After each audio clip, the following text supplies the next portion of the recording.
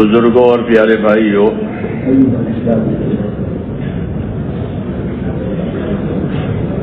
حدیث پاک میں یوں ہے کہ الناس معادن كمعادن الذهب والفضة خيارهم في الجاهلية خيارهم في الإسلام إذا فقهوا كما قال عليه السلام.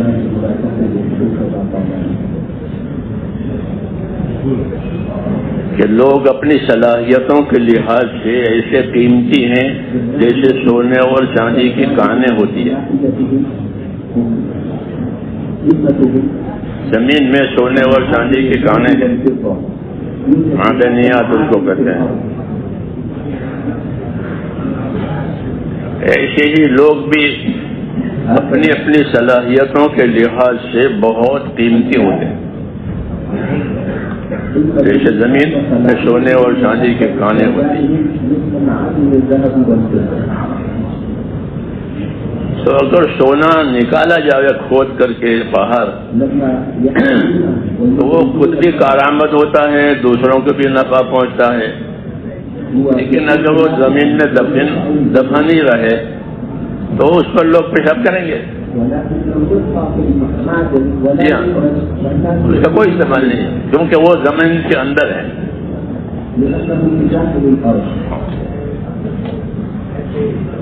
ایسے ہی لوگوں کی صلاحیتوں کا حال ہے کہ اللہ نے امت میں بہت صلاحیتیں رکھی ہیں.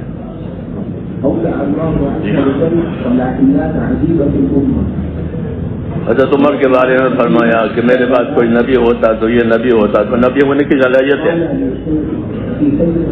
جی ہاں،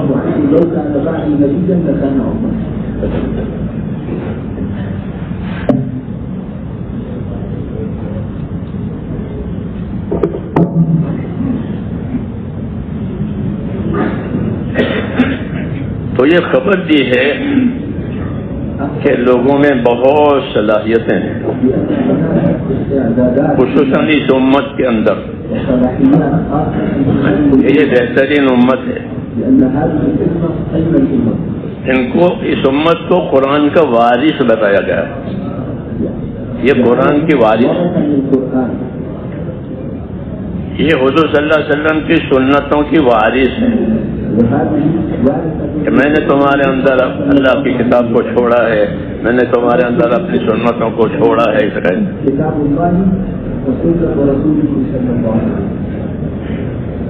تو یہ کتاب کی وارث ہے. ثم اورثنا الكتاب الذي اصطفينا من عبادنا سورہ فاتر کی آیت ہے.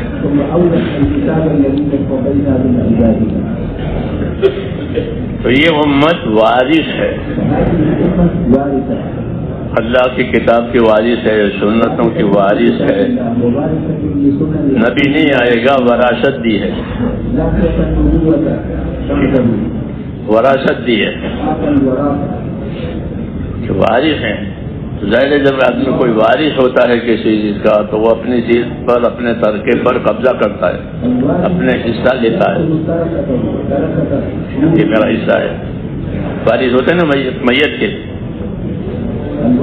وہ اپنے اپنا حصے پر قبضہ کرتے ہیں، اپنا حصہ لیتے ہیں. تو ایسے ہی یہ ذمہ داری ہے کہ یہ قرآن کی وارث ہے، یہ سنتوں کی وارث ہے، لہذا وہ اپنا ورثہ لیں. وارث لیتا ہے ورثہ، نہیں تو وراثت کا کیا مطلب ہے؟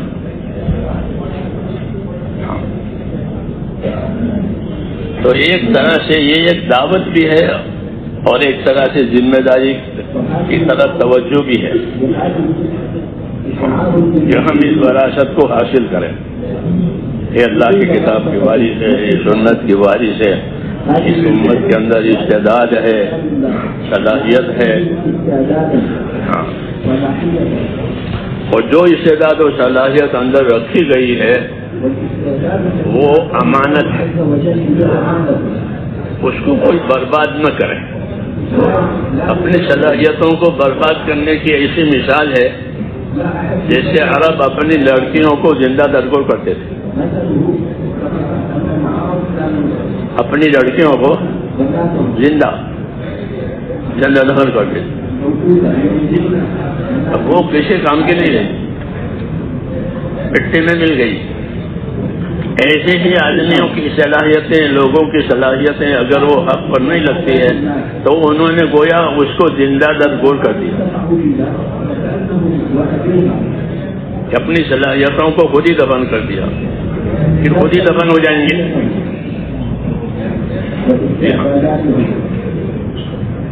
اس لیے جو لڑکی دفن کی گئی ہے اس کے بارے میں سوال ہوگا. اس لڑکے سے پوچھیں گے کہ کیوں دفن کی گئی تھی، کیا گناہ تھا؟ شاید مجھے کوئی گناہ نہیں ہے، لیکن جنہوں نے دفن کیا ہے ان پر الزام ثابت کرنے کے لیے تو ایسے ہی یوں کہتے ہیں کہ جو صلاحیتیں اللہ تعالیٰ نے رکھی ہے زندگیوں نے وہ قیمتی ہے، اس کو کسی کام پر نہیں لگائیں گے تو جب یہ مر جائے گا تو دفن ہو جائے گی.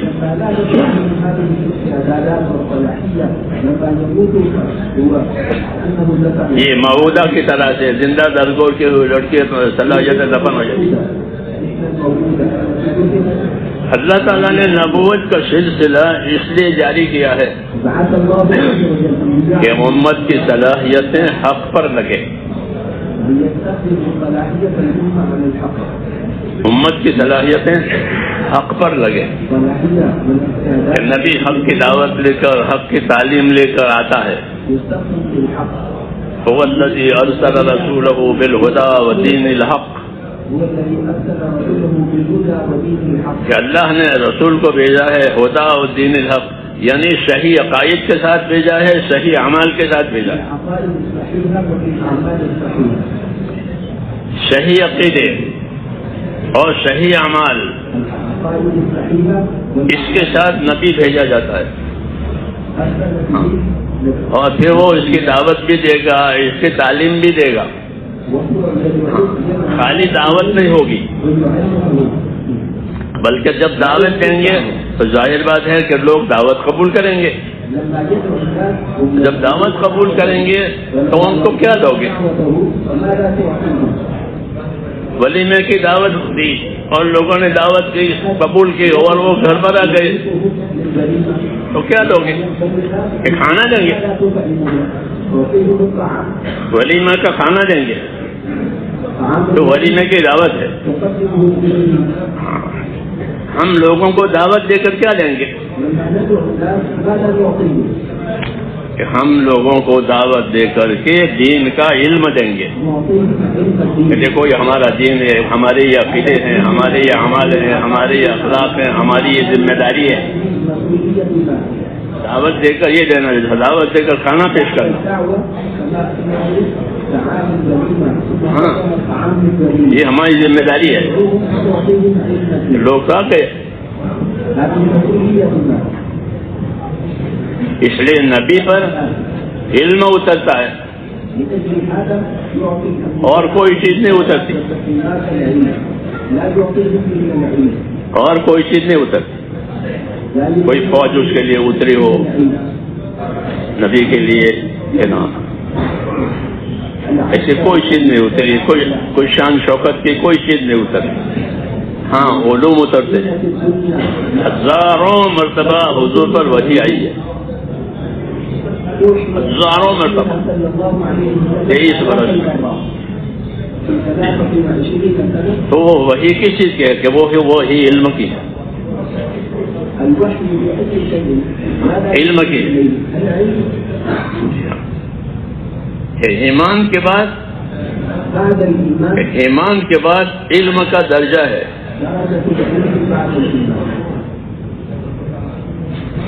ایمان لایا اللہ پر اور پوچھو اللہ تعالیٰ سے کہ ہم کو پھر اب کیا کرنا ہے؟ ہم آپ پر ایمان لائے ہیں تو ہمیں کیا کرنا ہے؟ تو اللہ علم اور عمل دو دیں گے. اللہ کہتے ہیں کہ میں نے پیدا کیا تو تم کو عبادت کے لیے پیدا کیا ہے، تو پھر عبادت کے لیے علم چاہیے. اس لیے آپ کے یہاں تیسرا نمبر نماز کے بعد نماز کے بعد یہ ترتیب ہے، یہ ترتیب ہے کہ اللہ نے ہم کو عبادت کے لیے پیدا کیا ہے اور عبادت کے قبول ہونے کے لیے ایمان شرط ہے. الحمدللہ ایمان لے آئے، ایمان ہوئی، ایمان ہوا، عبادت ہوئی. لیکن عبادت صحیح کرنے کے لیے کہ اس کو سیکھنا پڑے گا. اس لیے حضور صلی اللہ علیہ وسلم اپنے بارے میں فرماتے تھے کہ مجھ کو اللہ نے داعی بنایا ہے، مجھ کو اللہ نے داعی بنایا ہے اور مجھ کو اللہ نے مبلغ بنایا ہے. مبلغ کی چیز کیا ہے کہ دعوت کی وجہ سے جو ذمہ داریاں آئے گی اس کی تعلیم دینے کے لیے مبلغ ہے. کہ اللہ کی دعوت قبول کر لی، مسلمان ہو گئے، ایمان لے آئے، اب کیا کیا ذمہ داریاں ہیں اس کی تبلیغ ہوگی، وہ بات پہنچائی جائے گی. جی ہاں کہ یہ ذمہ داری ہے. اس لیے اصل ذمہ داری وہی ہے کہ اللہ کی طرف سے ہم پر کیا کیا چیزیں آتی ہیں، اسی لیے لوگوں کو بلا کر کے یہ چیز دیتے ہیں، اپنے ماحول میں سے نکال کر کے ان کو یہ چیز دیتے ہیں کہ ان کو اپنے ماحول میں سے نکالو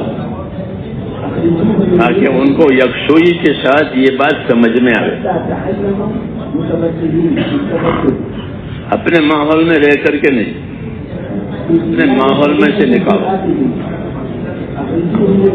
جب یہ ماحول میں سے نکلیں گے اور ذمہ داریاں لیں گے تو ان کی صلاحیت ظاہر ہوگی. یہ آدمی اس صلاحیت کا ہے، اس صلاحیت کا ہے، اس صلاحیت کا. جیسے زمین میں سے دھات نکلے، سونا چاندی تانبا، اب زمین میں سے نکلے گی تو دنیا اس کو قیمت دے گی کہ اب سونے کا یہ بھاؤ ہے اور چاندی کا یہ بھاؤ ہے. اور جی ہاں، لیکن اپنی جگہ پر رہے تو اس کا کوئی بھاؤ نہیں ہے. سمجھ میں آئی نا بات؟ اس لیے انبیاء کرام یہ کرتے ہیں کہ لوگوں کو ان کے غلط ماحولوں میں سے، ان کے غفلت کے ماحول میں سے، ان کی جہالت کے ماحول میں سے نکالے اور نکال کر کے پھر ان کی صلاحیتوں کو کام پر لگاوے. تو حدیث میں ہے کہ لوگ مختلف صلاحیتوں کے ہوتے ہیں، جیسے سونے چاندی کی کانیں ہوتی ہیں. حضور صلی اللہ علیہ وسلم نے جب لوگوں کو اللہ کے راستے میں چلایا تو اب ان کی صلاحیتیں ظاہر ہوئی،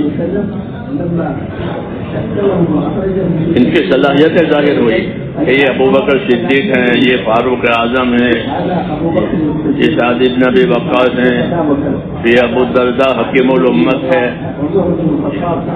یہ ابی بن کعب پوری امت کا قاری ہے، جس سے بڑا کوئی قاری نہیں ہے، یہ حکیم الامت ہے. ابو الدرداء حکیم الامت، جی ہاں، اللہ نے ان کو حکمت دی تھی. ملک شام ان کو بھیج دیا تھا حضرت عمر نے کہ شام والوں کی تربیت کرو. جی ہاں، اس طرح مختلف صحابہ کو مختلف علاقوں میں بھیجا گیا تھا کہ جو تربیت انہوں نے پائی ہے اس تربیت کی روشنی میں لوگوں کو تربیت کرے، لوگوں کو دین سکھاوے، زندگی کی ذمہ داریاں بتاوے. یہ تو پہلا سبق ہے کہ دین سیکھنا. اور دین سیکھنے کا کیا مطلب ہے کہ دین سیکھنے کا مطلب یہ ہے کہ ایک تو اپنے ایمان میں قوت پیدا کرنا، پہلی بات اپنے ایمان میں قوت پیدا کرنا. جب ایمان کے تقاضوں کے مطابق زندگیاں گزرے گی تو ایمان میں قوت آئے گی. جیسے آدمی ورزش کرتا ہے تو ورزش کرنے سے بدن کے اعضاء میں قوت آتی ہے. ایسے ہی جب ایمان کے تقاضوں پر لوگ محنتیں کریں گے تو ان کے ایمان میں قوت آئے گی. کہ ایمان کی قوت کا کیا اثر پڑے گا سب ایمان والے ہیں. ایمان کی قوت کا یہ اثر پڑے گا کہ ایمان کی قوت کی وجہ سے فرائض ادا کرے گا, حرام سے بچے گا, حرام سے بچے گا کہ یہ حرام ہے کہ نہیں کرتے, یہ فرض ہے کہ نہیں چھوڑتے, اس کو کریں گے. حرام سے بچنے کے لیے, فرائض کو ادا کرنے کے لیے, اور دین کے جو جو حقوق اور تقاضا ہیں ان کو ادا کرنے کے لیے ایمان کی قوت ضروری ہے. اگر ایمان کی قوت نہیں ہوگی تو فرائض میں کوتاہی کرے گا. نمازوں میں, زکاتوں میں, جو اللہ کے فرائض ہیں, نماز, روزہ, زکات, حج, یہ عبادت کے فرائض ہیں, یہ عبادت کے فرائض کہلاتے ہیں. دوسرے فرائض لین دین کے ہوتے ہیں, حلال کھانا, حلال کمانا, حلال پہننا, حلال اوڑھنا, یہ معاملات کے فرائض ہیں. جی ہاں, تو ہر لائن کے فرائض ہے, ہر لائن کے فرائض ادا ہونے کے لیے ایمان کی قوت ضروری ہے. ایسے ہی حرام سے بچنے کے لیے بھی ایمان کی قوت ضروری ہے. جب تک یہ قوت نہیں پیدا ہوئی تھی, حرام چیزوں کو اللہ نے حرام نہیں کیا. لوگ شراب پیتے رہے, نماز میں شراب پی کر آتے تھے, شراب حرام نہیں کی. کیوں کہ ابھی حرام سے بچنے کی طاقت نہیں آئی ہے. تو شراب پی کر نماز میں آتے تھے, تو پھر نماز میں گڑبڑ ہوتی تھی نشے کی وجہ سے. تو حکم آیا کہ لا تقربوا الصلاۃ وانتم سکارا, نماز میں مت آؤ جب تمہارا نشہ ہو. یہ نہیں کہا کہ مت پیو, یہ نہیں کہا, یہ نہیں کہا کہ مت پیو, بیکاز شراب پی ہے نشے تو نماز میں مت آؤ. یہ کیوں کہ ابھی حرام سے بچنے کی طاقت پیدا نہیں ہوئی. یہ مثال ہے. تو ایمان کی دعوت, ایمان کی محنت, اس کا مقصد یہ ہے کہ ایمان کے تقاضوں پر عمل کریں, صحیح علم کے ساتھ عمل کریں, تو ایمان میں قوت آئے گی, یقین بڑھے گا, خوف بڑھے گا. ایمان میں قوت آنے کا یہ مقصد ہے کہ اندر یقین بڑھے. جی ہاں, جیسے کسی آدمی نے کہا کہ اگر تم سفر کرو گے تو میں تم کو اتنے پیسے دے دوں گا, بالکل مت گھبراؤ مت, تب اس کو اطمینان ہو جاتا کہ جب میرا سفر ہوگا تو یہ مجھے پیسے دے. ایسے اللہ کے وعدے ہیں کہ تم فلانا کام کرو گے تو میں تمہیں یہ کروں گا. تو جب یقین بن جاتا ہے تو پھر اطمینان ہو جاتا ہے وعدوں پر, اور یقین نہیں بتا تو وعدوں پر اطمینان نہیں ہوتا. اس لیے محنت کرائی جاتی ہے کہ محنت سے یقین پیدا ہوتا ہے. حضرت فرماتے تھے آدمی کا یقین اس کی محنت سے ہوتا ہے. اگر وہ مٹی پر بھی محنت کرے تو مٹی والا یقین ہوگا. جی ہاں, ہمارے ان ملکوں میں مٹی کے برتن بنتے ہیں, وہ مٹی ہے, کوئی قیمتی سامان یا قیمتی مٹیریل نہیں ہے, گارا ہی گارا ہے, لیکن اس کی محنت سے ایک شکل بن گئی, مٹکا بن گیا, سوراہی بن گئی. تو دیکھو بازار میں وہ لے کے بیٹھتے ہیں مٹی کے برتن, اس کی تجارت کرتے ہیں. کوئی سونے چاندی کے نہیں ہے, لیکن اس کی محنت پر لگی تو شکل بنی ہے. حضرت فرماتے تھے کہ آدمی کی محنت سے شکلیں بنتی ہیں, پھر شکلوں کا یقین آتا ہے. تو یہ تو مٹی کے مکان بناتے ہیں, جو مالدار ہوتے ہیں وہ بڑی بڑی بلڈنگیں بناتے ہیں اور کرایہ پر دیتے ہیں اور بیٹھے بیٹھے کھاتے ہیں. ہاں اب کوئی پریشان نہیں، مکان ہے کرائے پر دے دیے ہیں، تو یہ مٹی کے برتن بنا کر، یہ مٹی کا مکان بنا کر، ان کی محنت سے ان کو اس کا یقین ہو گیا ہے یہ ہمارا ہے نا، یہ کرائے پر دیے، تو یہ کہ یہ برتن یہ بیچ کر کے آپ کا قرضہ دے دوں گا، تو قرض والا آتا ہے کہ آپ نے دودھ کے پیسے نہیں دیے ہیں، تو کہتے یہ پیسے برتن بک جائیں گے، آپ کے دودھ کے پیسے دے دوں گا۔ تو آدمی کی محنت سے اس کا یقین بنتا ہے۔ حضرت فرماتے تھے کہ اپنے عملوں پر محنت کرنے سے عملوں والا یقین آئے گا، جیسے ان کو چیزوں والا یقین آئے گا کہ میں نے یہ بلڈنگ بنائی ہے، اس کے کرائے سے میرا کام چل جائے گا، یہ مٹکے سے۔ تو آدمی عمل پر محنت کرے تو اس کو اپنے عمل کا یقین ہوگا کہ نماز پڑھیں گے اور اللہ مدد کرے گا،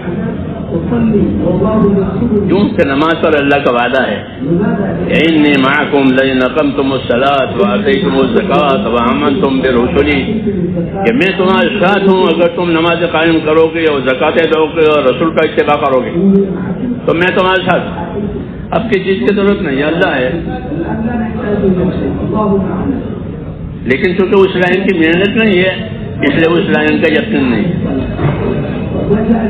عقیدہ ہے کہ بات صحیح ہے، بات حق ہے، مگر یقین نہیں بنا۔ عقیدہ بننا الگ ہے، یقین بننا الگ ہے۔ عقیدہ تو سب سے صحیح ہے، کوئی مشرک منافق نہیں ہے الحمدللہ ہمارے اندر۔ وہ تھے ایک زمانے میں منافق، چھٹ گئے وہ، اب جتنے ہیں سب مخلص مومن ہیں، گنہگار ہے وہ بات ٹھیک ہے مگر ہے مخلص، جی ہاں ان میں کوئی نفاق نہیں ہے، لیکن عمل میں کہ عمل میں کمی ہے،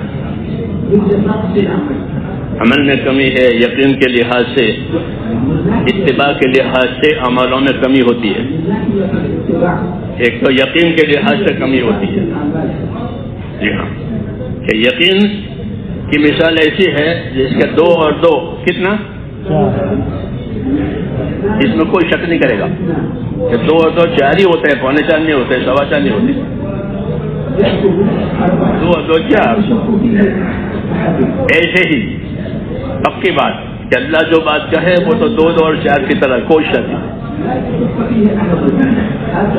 تو یقین آ جاتا ہے کہ ہم نماز پڑھیں گے اور مدد آئے گی، دعا مانگیں گے اور مدد آئے گی،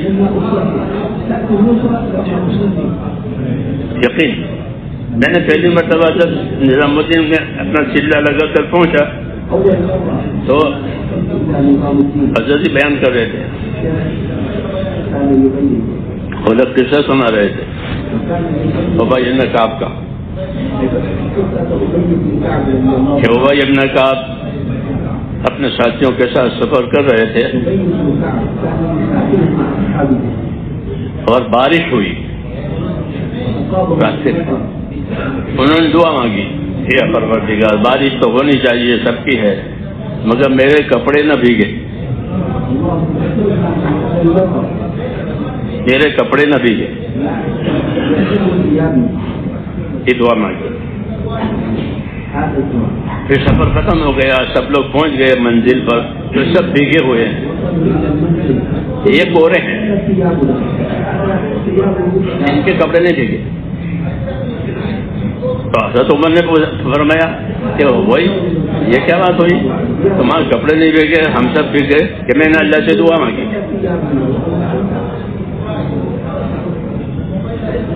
یہ سنا رہے تھے حضرت عمر، پہلا قصہ میں نے یہ سنا۔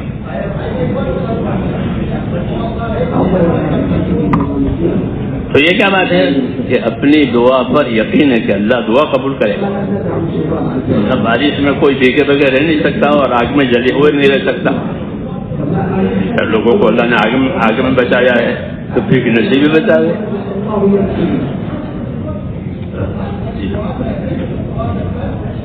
تو یہ کیا بات ہے کہ یہ یقین کی بات ہے،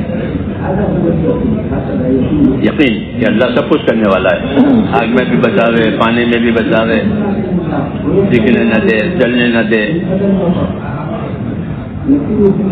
یہ یقین کی بات ہے۔ تو یہ یقین آدمی کو ایک تو محنت سے ملتا ہے، دوسرا صحبت سے ملتا ہے، صحبت سے ملتا ہے، نبیوں کی صحبت سے یہ یقین ملتا ہے۔ پھر جتنی اچھی صحبت اتنا اس کے اندر قوت آتی ہے۔ یہ کہتے اپنی صحبتیں اچھی رکھو، اپنی محنتیں بھی اچھی رکھو۔ جی ہاں، کہ ہماری محنت اعمال والی وہ اچھی محنت کہلاتی ہے،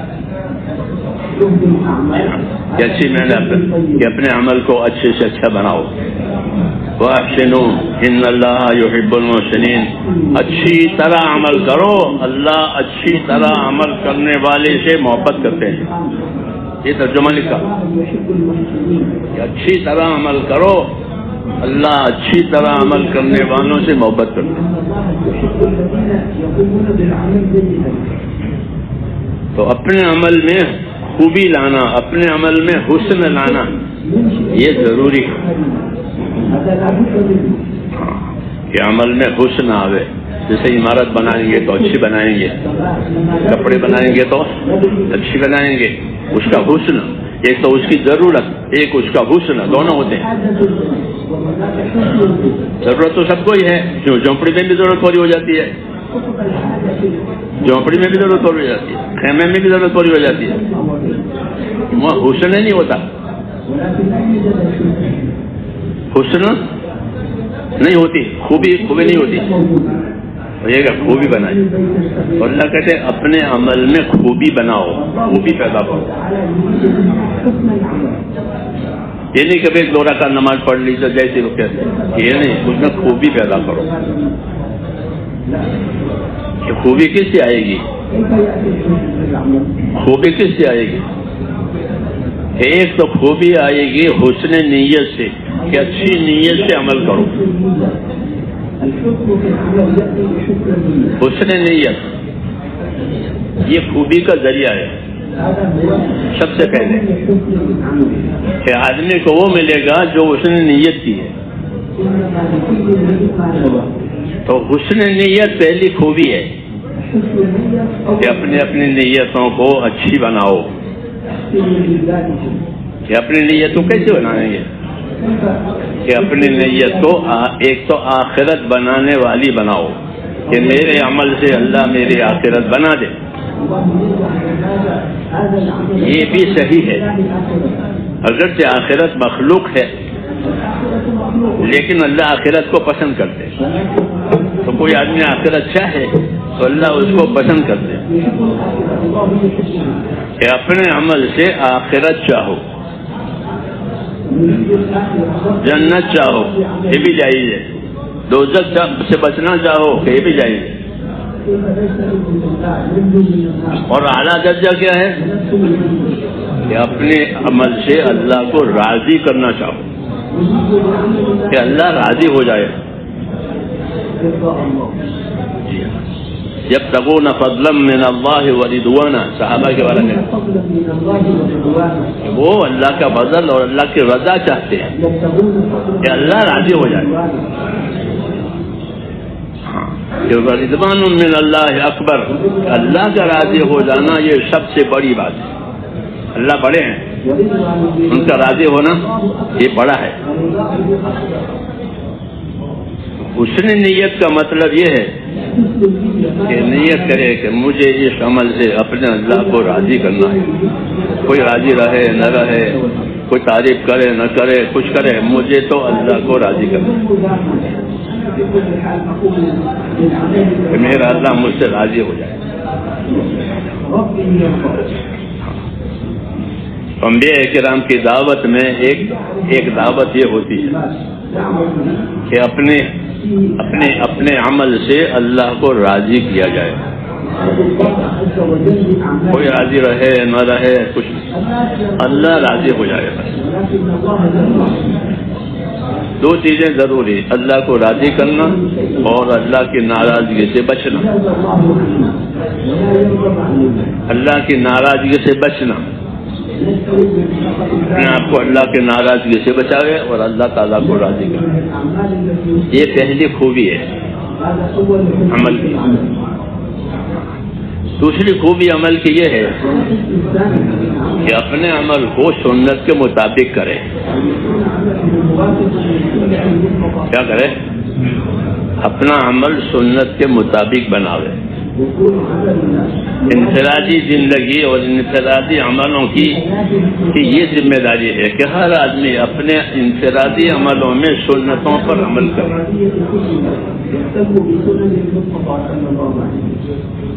مجموعی طور سے نصرت کی ذمہ داری ہے کہ سب کے سب اپنے دین کے مددگار بنو. کونوا انصار اللہ، سب دین کے مددگار بنو. تو اجتماعی ذمہ داری یہ ہے کہ اپنے دین کے مددگار بنے.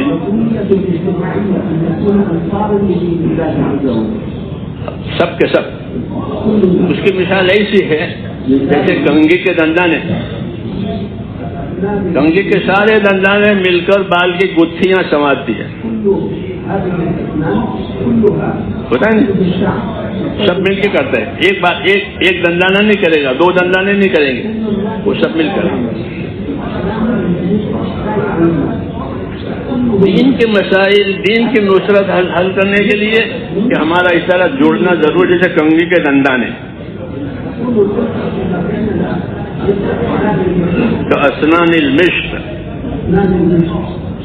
کہ کنگھی کے دندانوں کی طرح اس طرح جوڑے رہو اور پھر بالوں کی گتھیاں سنوارو.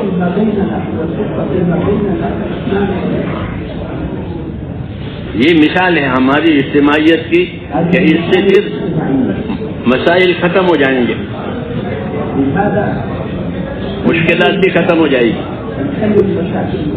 جی ہاں، یہ سب اپنی جگہ اپنی ذمہ داری پر قائم ہے. جیسے کنگھی کا ہر دندانہ اپنی ذمہ داری پر اس طرح قائم ہے.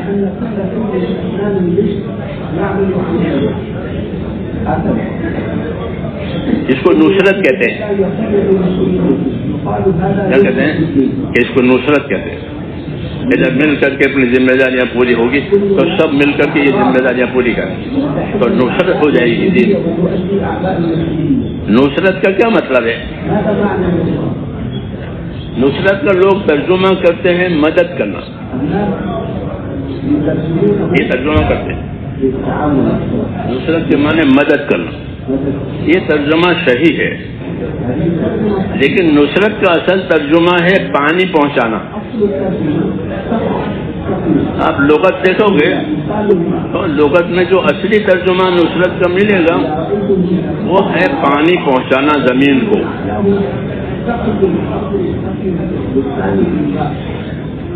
زمین کو پانی پہنچائے گا تو زمین ہر چیز اگائے گی.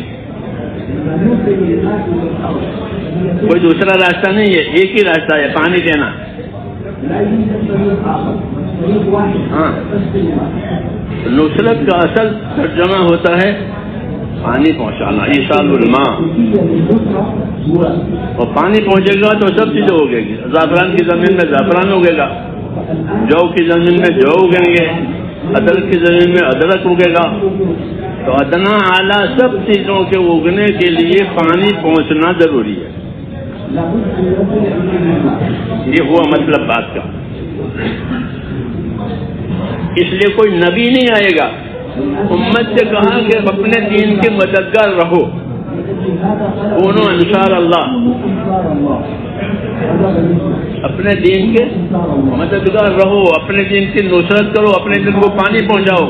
تو پھر دین کے ہر تقاضے پورے ہو جائیں گے اور دین کی مٹی ہوئی سنتیں بھی زندہ ہو جائیں گی.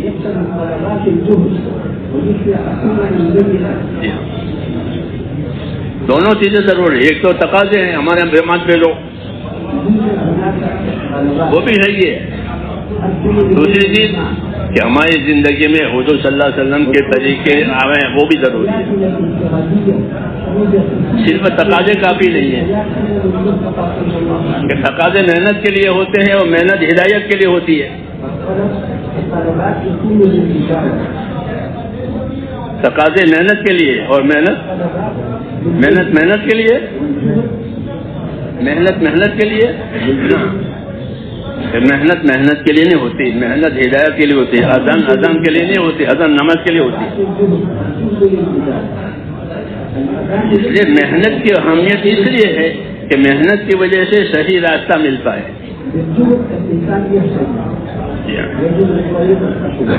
اس لیے محنت کی قیمت ہے. ہر محنت کی قیمت اس کے ثمرے کی وجہ سے ہے.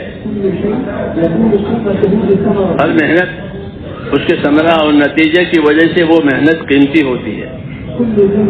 سونار کی محنت، لوہار کی محنت، دونوں میں فرق ہے. سونار کی محنت زیور بناتا ہے، بڑا کاریگر ہے، جی ہاں، اور لوہار بھی ہے، لیکن فرق ہے. تو محنت کی قیمت جو ہوتی ہے وہ اس کے نتیجے کی وجہ سے ہوتی ہے. اگر ہماری محنت ہم کو اتباع پر لے جائے تو ہماری محنت قیمتی ہے. یہ آخری بات ہے. ہماری محنت ہم کو اتباع پر لے جائے، رسول صلی اللہ علیہ وسلم کے اتباع پر لے جائے. پوری امت کو اتباع کی دعوت ہے اور نبی کو وحی کے اتباع کی دعوت ہے. اتباع اصل ہے. اتباع اصل ہے. وہی نبی کو حکم ہوا ہے کہ جو وہی ہماری طرف سے آ گئے اس کا اتباع کرو. اتبع ما اوحی الیک، جو وہی نبی کی طرف آئے تو نبی کو حکم ہے کہ وہی کا اتباع کریں، اپنے آپ کو وحی کے تابع کریں. اور امت کو حکم ہے کہ اپنے آپ کو نبی کا اتباع کرو. نبی کا اتباع کرو. نبی کا اتباع عقیدے میں بھی ہوتا ہے، عمل میں بھی ہوتا ہے، دونوں میں، عقیدے میں اور عمل میں، سب چیزوں میں نبی کا اتباع کرو. ان کے قدم بقدم چلو. اتباع کرنا نہیں ہوتا ہے، ان کے قدم بقدم چلو. تو اتباع جو ہے وہ مذہب کی جان ہے.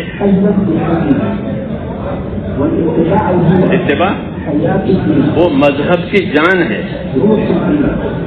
ہمارے مذہب کی جان اپنے نبی کا اتباع ہے. ہم کسی کا اتباع نہیں کریں گے سوائے محمد صلی اللہ علیہ وسلم کی، اور کسی کی بات نہیں کریں گے سوائے اللہ کی. یہ دو، کسی کی بات نہیں کریں گے سوائے اللہ. انی انا اللہ، اللہ کہتا ہے انی انا اللہ لا الہ الا انا فاعبدنی واقم الصلاۃ لذکری. میں ہوں اللہ اور کوئی اللہ نہیں ہے. اس لیے میری عبادت کرنا، وہ میری عبادت پر نماز قائم کرنا، یہ توحید ہے. یہ کیا ہے؟ توحید. میں ہوں اللہ، انی انا اللہ، میں ہی اللہ ہوں، کوئی دوسرا اللہ نہیں ہے. اس لیے میری عبادت کرنا. عبادت جنات اور انسان کی زندگی کا مقصد ہے. جن اور انس، ان کی زندگی کا مقصد کہ وہ عبادت ہے. ان کی عبادتوں کو صحیح کرنے کے لیے اللہ نے علم اتارا ہے. علم اتارا ہے کہ عبادت اس طرح ہوگی، اس طرح ہوگی، اس طرح ہوگی. پھر علم پر عمل کرنے کے لیے نبی بھیجا ہے کہ وہ عمل کر کے بتاوے، عمل کر کے بتاوے کہ اس طرح عمل ہوتا ہے. اس کو اتباع کہتے ہیں، اس کو کہتے ہیں اتباع کہتے ہیں. اتباع کرو، صحیح علم بھی حاصل کرو، پھر صحیح عمل بھی کرو. یہ مقصد ہے دعوت کا، یہ مقصد ہے تعلیم کا، یہ مقصد ہے محنت کا، کہ زندگی ہماری اتباع پر آ جاوے.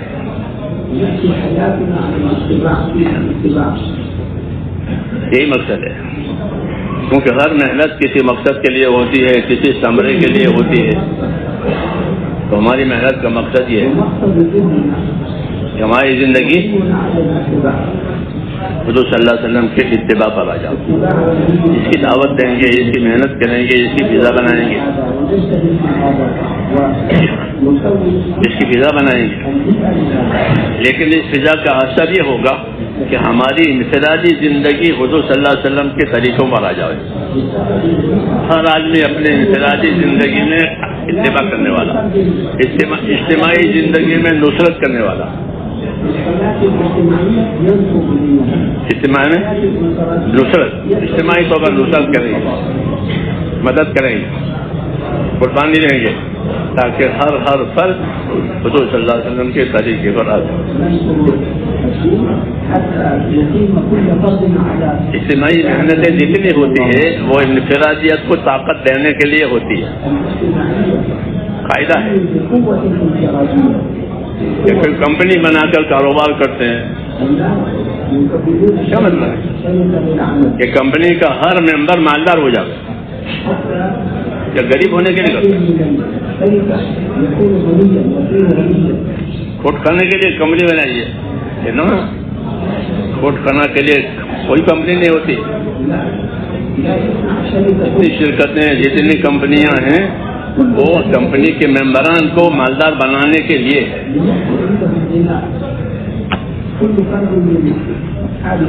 اس لیے کمپنی بنتی ہے شرکت.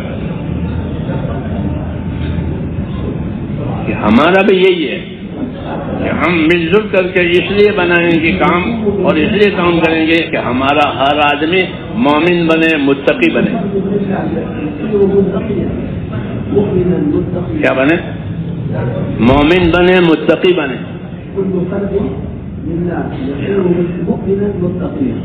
ہر آدمی ہمارا، اس لیے مل جل کے محنت کریں گے تاکہ انفرادی زندگی میں ہر آدمی مومن اور متقی بنے.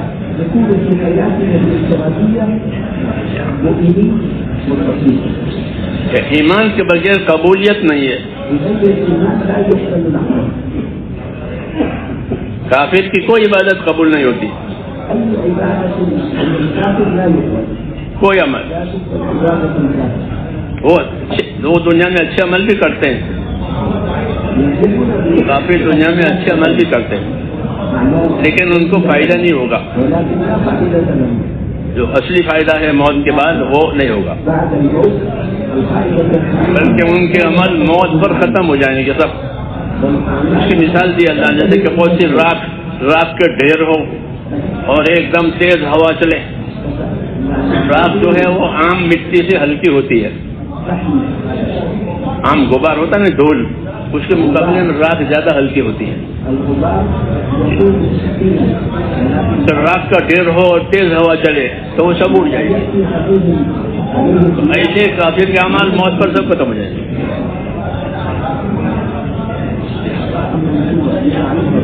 ہمارے عمل موت پر نہیں ختم ہوگی،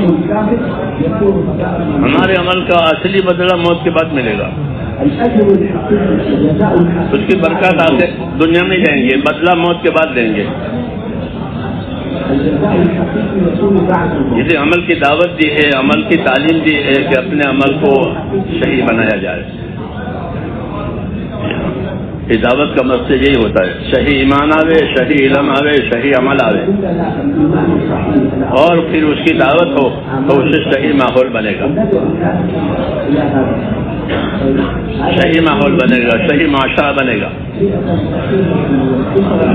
کہ صحیح ماحول پر، صحیح معاشرت پر، دین پر جینا آسان ہو جاتا ہے. اس لیے دعوت میں خوبیاں ہیں اسی وجہ سے. وَمَنْ أَحْسَنُ قَوْلًا مِمَّنْ دَعَا إِلَى اللَّهِ، کہ اس سے زیادہ اچھی کس کی بات ہوگی جو اللہ کی طرف بلاوے. تو دعوت میں کیا خوبی ہے؟ کہ دعوت کی خوبی یہ ہے، ایک تو دعوت دینے والوں کی نیتیں اچھی، دعوت دینے والوں کی نیت اچھی، ان کی نیت آخرت کی ہوتی ہے، ان کی نیت اللہ کو راضی کرنے والوں کی ہوتی ہے. تو اپنی نیتوں کو اچھی بنانا یہ دعوت کی خوبی ہے. پھر اپنے عملوں کو اچھا بنانا کہ ہمارے اعمال اچھے ہو جائیں، یعنی صحیح ہو جائیں، حضور کے طریقے پر ہو جائیں.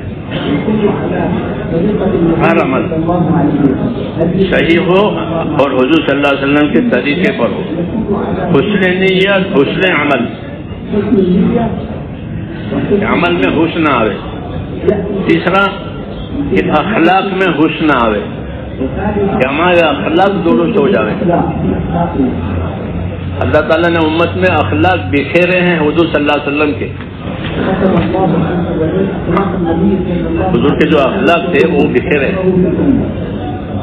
امت میں ہیں, امت میں ہے وہ. تو اس کو لینے کا کیا طریقہ ہے؟ یہ امت سے اخلاق لینے کا طریقہ جو ہے وہ حسن ظن ہے. کیا ہے حسن ظن؟ ایک دوسرے کے ساتھ اچھا گمان. جب ایک دوسرے کے ساتھ اچھا گمان ہوں گے تو ان کی اچھائی منتقل ہوگی. جیسے بدگمانی ہو گئی تو برائیاں کھلے گی, اور اچھا گمان ہے تو ایک دوسرے کی خوبی نظر آئے گی. اس لیے حکم ہے کہ اچھا گمان اللہ کے ساتھ بھی رکھو, اچھا گمان آپس میں بھی رکھو. ایک دوسرے کے ساتھ اچھا گمان رکھو تو اس کی خوبی نظر آئے گی اچھے گمان کی وجہ سے. اللہ کے ساتھ اچھا گمان ہوگا تو اللہ کی نعمت, اللہ کی قدرت سمجھ میں آئے گی, اللہ کی مہربانیاں سمجھ میں آئے گی. اللہ نے میرے ساتھ یہ کیا ہے, میرے ساتھ یہ کیا ہے. حضور صلی اللہ علیہ وسلم فرماتے تھے کہ اللہ کے ساتھ حسن ظن رکھو, اچھا گمان رکھو. جابر بن عبداللہ کہتے تھے حضور صلی اللہ علیہ وسلم نے اپنی وفات سے 3-4 دن پہلے مجھے کہا کہ جابر تمہاری موت اس حالت میں آئے کہ تمہارا گمان اللہ کے ساتھ اچھا ہو.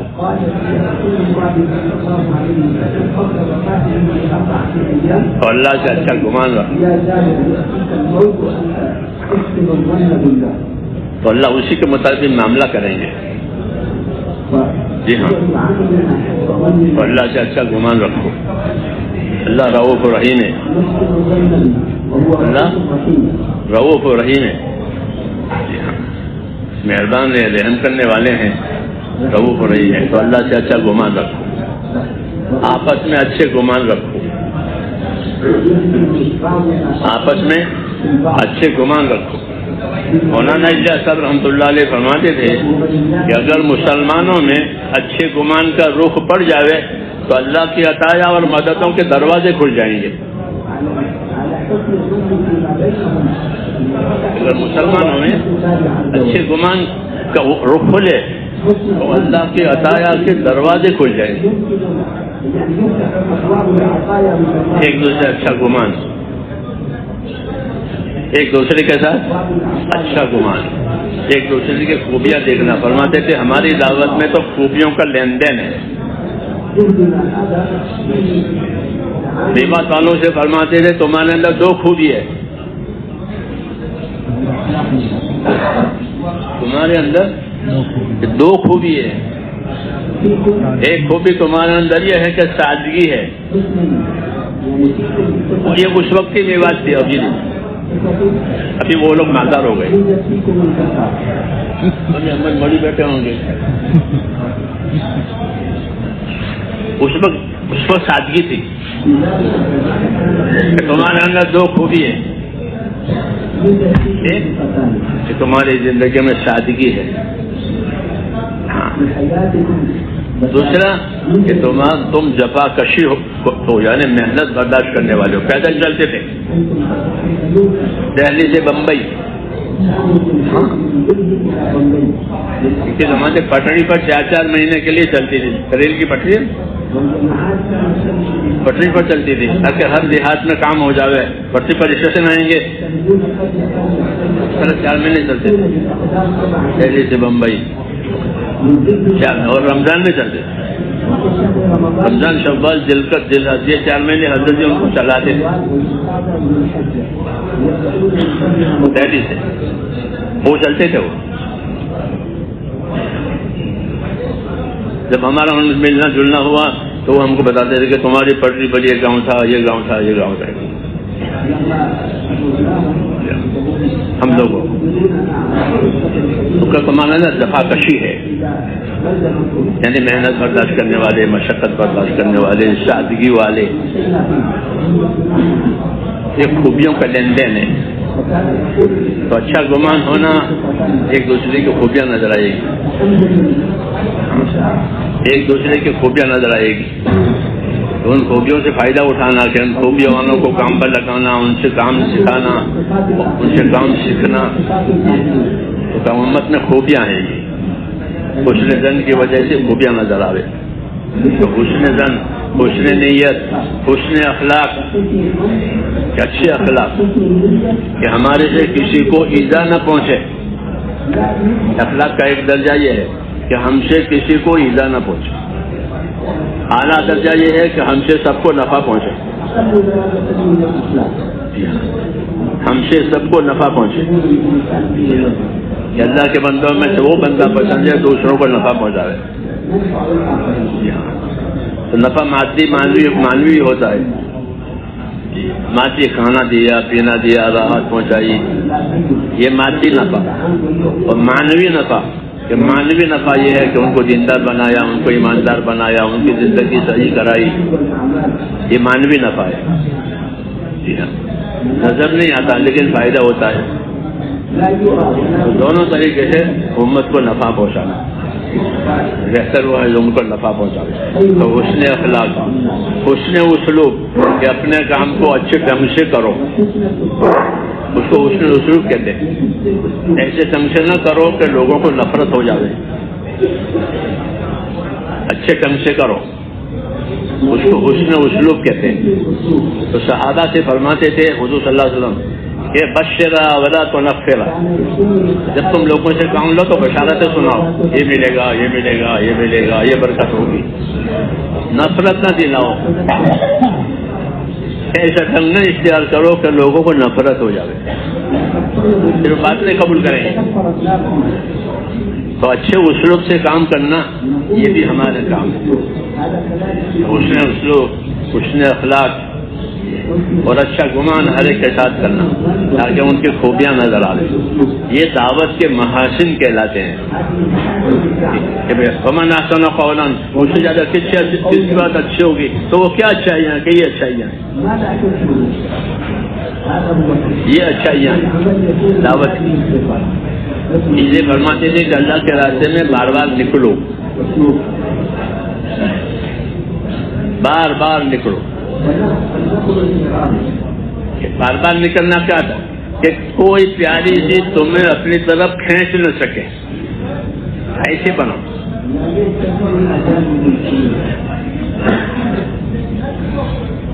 بار بار نکلو، ایسے بنو کہ پیاری سے پیاری چیز تم کو اپنی طرف نہ کھینچے۔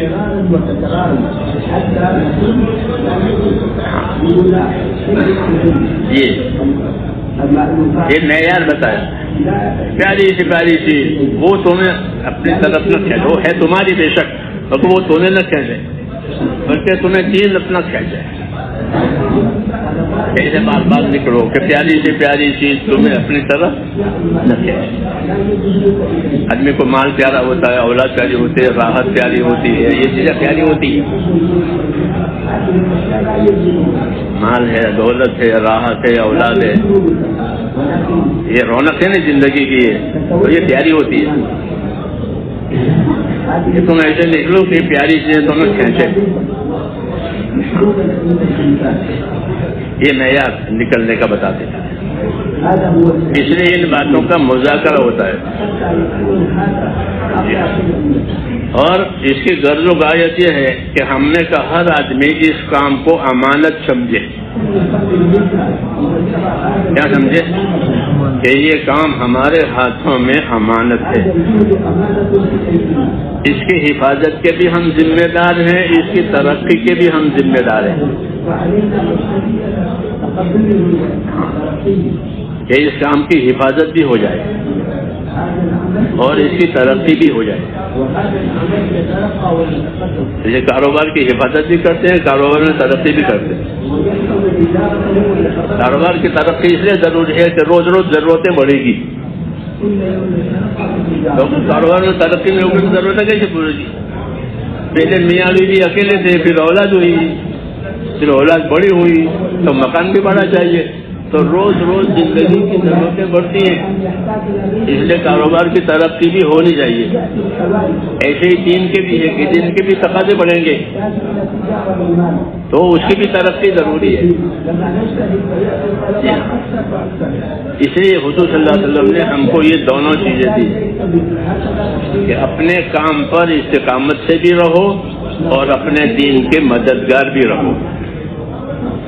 یہ دو چیزیں کہ اپنے کام پر استقامت کے ساتھ رہو، پابند رہو، اور اپنے دین کے مددگار رہو تاکہ دین کی جو بھی ضرورت آوے، دین کا جو بھی تقاضا آوے وہ اپنی طاقت کے مطابق پورا کرے. اس سے ہوگی ترقی، اسے ترقی ہوگی کہ ہر آدمی اپنی طاقت لگاوے.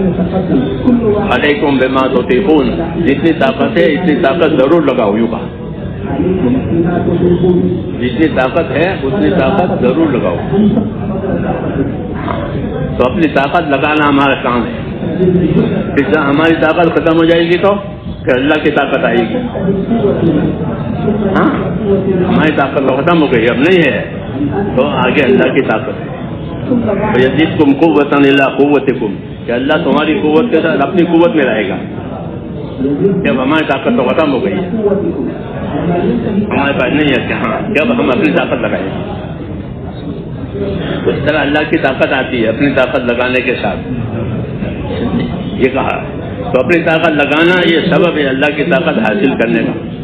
اپنی طاقت نہیں لگائیے تو اللہ کی طاقت نہیں آئے گی. جب ان کی طاقت ختم ہو جاتی ہے تو اللہ کی طاقت آتی ہے. اس لیے نبی پھر اللہ کی طاقت کے لیے دعا مانگتے ہیں. جب میری طاقت تو ختم ہو گئی، انی مغلوب فانتصر، نبی علیہ السلام نے دعا مانگی، انی مغلوب فانتصر، میں تو دبا دیا گیا ہوں اب تو بدلہ لے لے. یوں کہتا ہے میری طاقت ختم ہو گئی، اب مجھے کام نہیں کرنے دیتے، مجھے دبا دیا ہے، تو بدلہ لے لے. ففتحنا ابواب السماء بماء منہمر، ہم نے پانی کے دروازے کھول دیا عذاب کے لیے. تو اپنی طاقت ختم ہو جاتی ہے تو اللہ کی طاقت. اس لیے کہا کہ اپنی طاقتوں کے ساتھ دعا والے بنو. کیا بنو؟ ہمارے اندر دعا اور ذکر کی بہت کمی ہے، اور یہ دونوں ہیں بہت ضروری. یہ ہمارے اندر کمی ہے. ذکر کی کمی کی شکایت تو مولانا الیاس صاحب کے زمانے سے چل رہی تھی. حضرت فرماتے ہماری جماعت میں ذکر کی بہت کمی ہے. موسیٰ علیہ السلام کو، ہارون علیہ السلام کو فرعون کے پاس دعوت دینے کے لیے بھیجا تھا تو اللہ نے فرمایا ولا تنیا فی ذکری، میرے ذکر میں کمی مت کرنا. جاؤ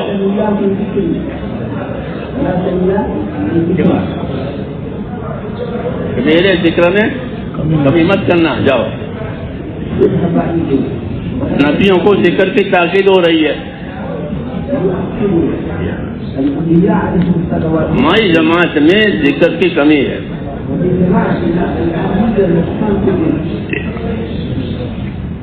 حضرت کے زمانے سے یہ بات ہے کہ میری جماعت میں ذکر کی کمی ہے. اور کسی عمل کے بارے میں یہ نہیں کہا کہ اس کو کثرت سے کرو سوائے ذکر کے.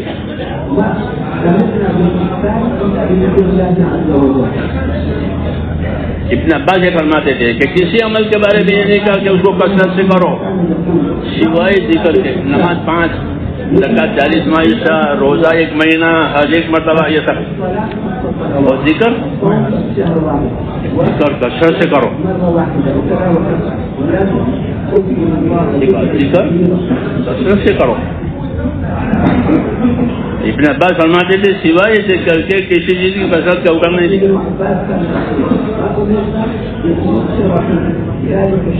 اس لیے ہماری جماعت میں ذکر کی کمی ہے، اس کا علاج کرنا چاہیے.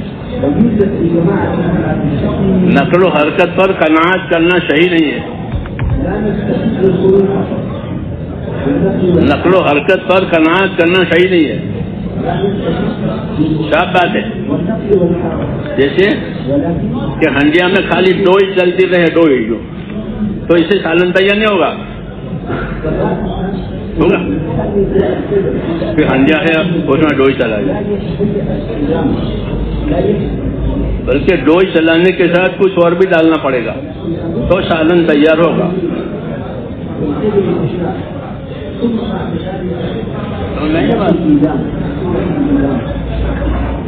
یہ ہے، اس لیے حرکت ضروری ہے، لیکن حرکت پر قناعت کرنے کی اجازت نہیں ہے. حرکت ہو رہی ہے، خالی حرکت مطلوب نہیں ہے، بلکہ جس طرح ہانڈی میں لوئی چلاتے ہیں، خالی لوئی چلانا کافی نہیں ہے، بلکہ بہت سی ڈالی پہ پھر لوئی چلاؤ.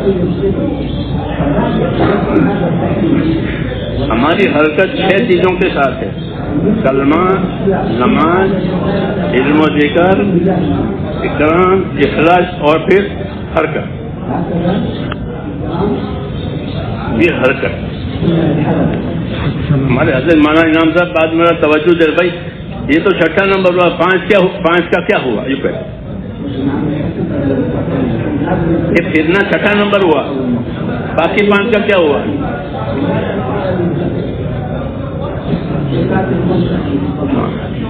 تو حرکت 5 کے ساتھ ہے. جیسے لوئی ہانڈی میں چلتی ہے تو سب چیزوں کے ساتھ چلتی ہے، مسالے کو بھی ہلاوے، تیل کو بھی ہلاوے، سب چیزوں کو ہلاوے. وہ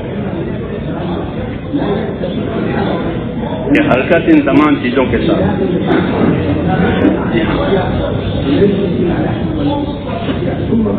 پھر کیا اثر ہوگا کہ حالات بدل جائیں گے. کیا ہوگا کہ حالات بدل جائیں گے.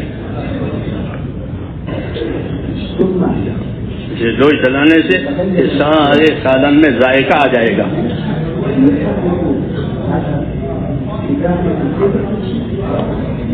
سارے سالن میں ذائقہ آ جائے گا، حالات بدل جائیں گے.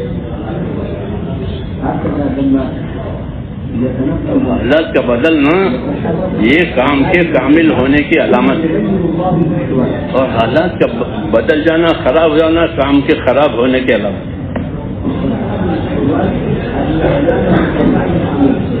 حالات بدل جائیں گے. اللہ حالات سے انعام دیتے ہیں. یہ مدینہ میں بیماری تھی اور جب حضور صلی اللہ علیہ وسلم پہنچے وہاں کام ہوا، وہ بیماری ختم ہو گئی، وہ بیماری چلی گئی. حالات بدل گئے. بنا کہ یثرب مدینہ کا پرانا نام تھا. یثرب کا بخار، ہما یثرب مشہور تھا سارے عرب میں. یثرب کا بخار مدینہ کا بخار مشہور. بعض ملکوں کا بخار ہوتا ہے نا ہمارے، اب یہ سب بخار میں گئے ہیں ہجرت کرنے، تو وہ بیمار ہو گئے تو پھر وہ بخار چلا گیا. مدینہ کی فضا آج تک صاف ہو گئی. حالات بدل گئے. تو نبی کے کام سے حالات بدلتے ہیں. کیا بدلتے ہیں؟ حالات بدلتے ہیں. ذلت سے عزت میں آ جاتے ہیں، عداوت سے محبتوں میں آ جاتے ہیں. جب مدینہ والے دشمن تھے، محبت بات ہو گئی، حالات بدل جاتے ہیں نبی کے کام سے. حالات بدل جاتے ہیں. حالات سے اللہ انعام دیتے ہیں، حالات سے سزا بھی دیتے ہیں.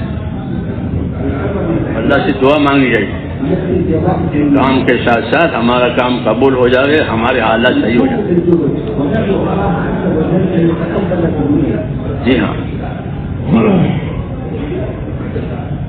کام تو اللہ نے بڑھا دیا ہے، امت میں صلاحیتیں بھی دی ہیں، اس لیے ہمارے کام کو ہم اللہ تعالیٰ کی امانت سمجھیں. اللہ تعالیٰ کی امانت سمجھے اور اپنی طاقت کے مطابق اس امانت کی حفاظت کرے. اپنے آپ کو اپنی انفرادی زندگیوں میں پابند کرے. انفرادی عمل کا پابند ہونا بھی ضروری ہے. جیسے مشورے سے جو عمل طے ہوتے ہیں اس کی پابندی ہوتی ہے، انفرادی عمل کی پابندی بھی ضروری ہے. عام طور پر ہر صحابی ایک منزل قرآن پاک کی تلاوت کرتا تھا. عام طور پر ایک لکھا ہے فضائل میں، ایک منزل. قرآن کی 5 کتنے منزلیں ہیں؟ کتنے ہیں؟ شامل ایک منزل روزانہ. تو جمعہ سے جمعرات ایک قرآن شریف کا تھا. یہ قرآن شریف کی تلاوت کا یہ تھا. قرآن شریف کی تلاوت کرتے تھے.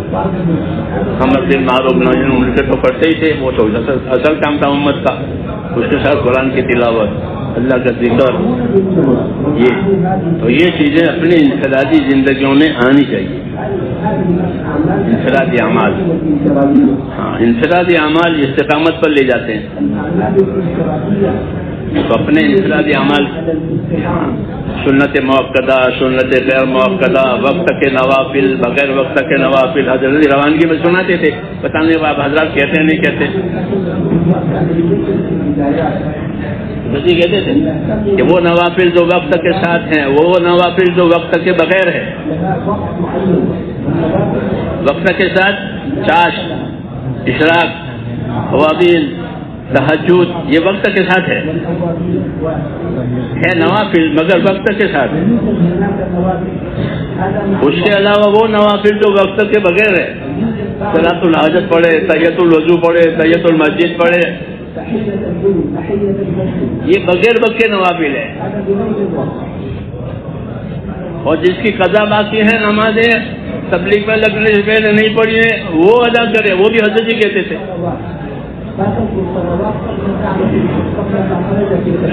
یہ فرائض ہیں، یہ سنن ہے جن کی نمازیں پہلے فوت ہوئی ہے. ایسے صاحب ترتیب تو بہت کم لوگ ہوں گے کہ بالغ ہونے کے بعد کوئی نماز قضا نہیں ہوئی، یا ہوئی تو ادا کر دی.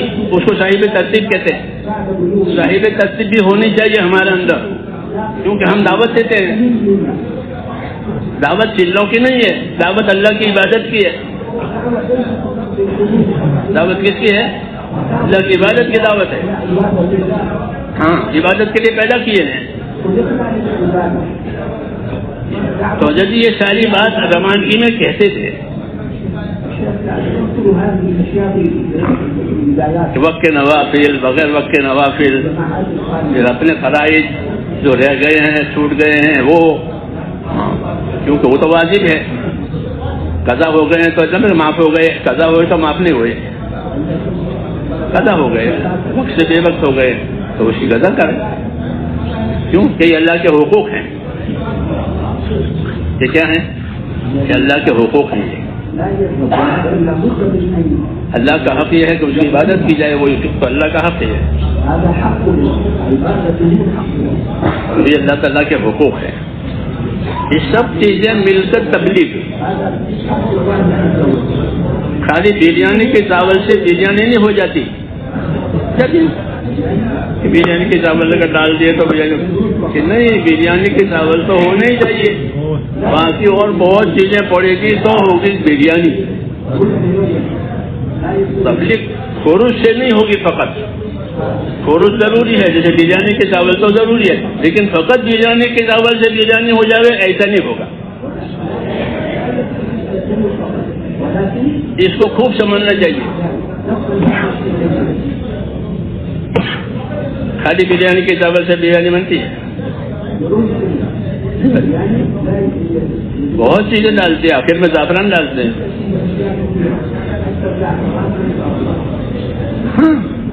اس کی خوشبو آتی ہے کہ آخر میں زعفران ڈالا ہے. زعفران سے پیٹ نہیں بھرتا، پتا؟ ہاں، لیکن بریانی کی خوبی ہو جائے گی.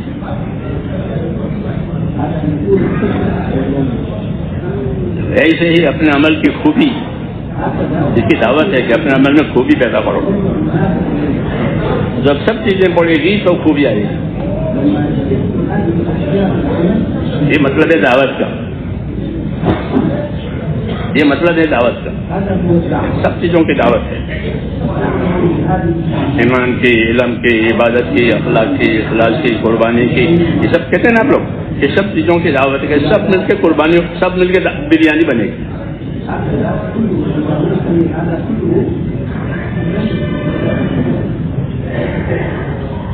اس لیے اللہ توفیق دے اس کام کو اچھی طرح سمجھیں تاکہ رسم نہ بنے، کیا نہ بنے کہ رسم نہ بنے۔ رسم کی حمایت میں اخلاص بھی نہیں ہوتا اور صحیح طریقہ بھی نہیں ہوتا، تو یہ رسم نہیں ہے بلکہ ایک حق ہے، کام ہے، اور حق کام ہے،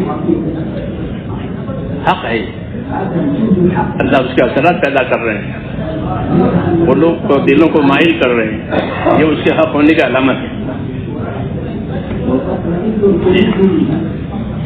غیر بھی اس کو پسند کرتے ہیں، یہ کام ان کا اچھا ہے، ہاں یہ کہتے ہیں ہمارے یہاں، اور اپنے آدمیوں کو کہتے ہیں کہ تم بھی ایسا کرو۔ وہ ایک برہمن کی میں نے وہ موبائل میں تقریر ہو رہی، وہ کہہ رہا ہے کہ دیکھو یہ مسلمان ہے، جب ان کا کوئی آدمی نماز نہیں پڑھتا تو یہ 4-5 مل کر اسے گھر جاتے ہیں وہ برہمن، اور اس کو سمجھا بجھا کے مسجد میں لاتے ہیں۔ کیسا لگا تو تم بھی ایسا کرو، بالکل تم لے آؤ یہاں مسجد میں، یہ 4-5 منٹ کو اسے گھر جاتے ہیں، اس کو مسجد میں جاتے ہیں۔ اس طرح عورتوں کو بھی کہتا کہ دیکھو یہ بھی اپنے گھر میں خود پڑھتے ہیں، تو پھر وہ اپنے گھر میں کچھ ان کا ہوتا ہے، ان کو پڑھنے کی ترغیب دے رہا تھا۔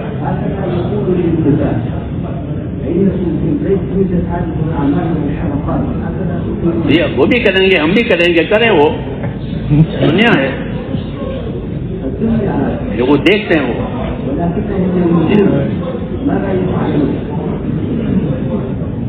اس لیے کرنا ہی ہے، اور اللہ کے لیے کرنا ہے، اور کرتے رہنا ہی ہے۔ کام کی حفاظت اور کام کی ترقی دونوں ہمارے ذمے ہیں۔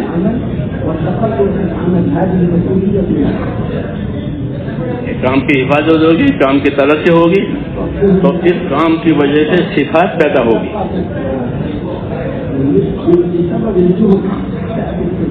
صفات پیدا ہوگی، اندر اخلاص آئے گا، خدا کا خوف آئے گا، آپس کی ہمدردی پیدا ہوگی، ایمان اعمال کی وجہ سے محبتیں پیدا ہوتی ہیں، تو وہ اندر آئی، صفات پیدا ہوگی۔ یہ وعدے ہیں اللہ تعالیٰ کے، اس لیے اپنے آپ کو اس کام کی ظاہری شکل کے بھی پابند کرنا ہے، روزانہ کا عمل، ہفتے کا عمل، مہینے کا عمل، سال کا ہے نہیں، وہ بھی ہے، جیسے اسلام میں ہے کہ روز کی نماز، جمعہ کی نماز، عید کی نماز، تو ایسے یہاں بھی ہے کہ روز کا ہو، ہفتے کا ہو، مہینے کا ہو، سال کا ہو، کہ اپنے آپ کو اس کا پابند کریں، اور پابند کرتے ہوئے اس کی دعوت دیں، نئے نئے لوگوں کو تیار کریں۔ بدن میں نیا خون آنا ضروری ہے، حضرت فرماتے تھے بدن میں خون کم ہو گیا ہے کہ نیا خون لو باہر سے، ایسے نئے نئے لوگوں کو لانا، نئے نئے لوگوں کا خون کم ہو جاتا ہے تو باہر سے خون دیتے نہیں تھے، ایسے کہ نئے نئے لوگوں کو اس کام پر لانا، تاکہ اس کام کی ترقی کو، اس کام کا ماحول بنے۔ نئے نئے لوگ آئیں گے، کام کو سیکھیں گے، پھر ان کی صلاحیتیں کام پر لگے گی تو ہم سے بھی آگے نکل جائیں گے، ایسا بھی ہوتا ہے، وہ ہم سے بھی آگے نکل جائیں گے کیوں؟ خدا نے ان میں صلاحیت رکھی ہے۔ ہماری دعوت کے ذریعے سے امت کی صلاحیتوں کا حق پر لگنا، اور ہم کا حق اور ہمارا ہم اس پر ثابت رہنا۔ جب پہلا طبقہ ثابت رہے گا تو بعد والا طبقہ بھی قائم رہے گا۔ حدیث میں صحابہ سے کہا کہ تم جتنے قائم رہو گے تمہارے بعد والے اتنے قائم رہیں گے، صحابہ سے کہا جاتا تھا۔